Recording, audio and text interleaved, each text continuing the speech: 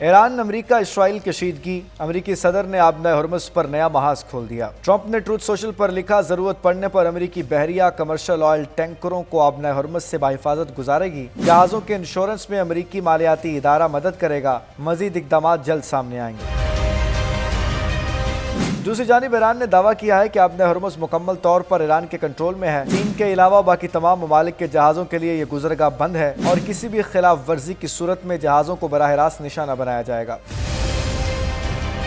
آبنہ Hormuz بنیادی طور پر خلیج فارس کو خلیج عمان سے ملانے والی ایک تنگ سمندری گزرگاہ ہے۔ سعودی عرب، کویت، عراق، قطر، بحرین، متحدہ عرب امارات اور ایران سے نکلنے والا تیل اور گیس اسی راستے کے ذریعے ایشیائی اور دیگر عالمی منڈیوں تک جاتا ہے۔ اس راستے میں رکاوٹ عالمی تجارت اور توانائی کی ترسیل شدید متاثر کر رہی ہے اور عالمی سطح پر تیل کی قیمتوں میں اضافے کا سبب بھی بن رہی ہے۔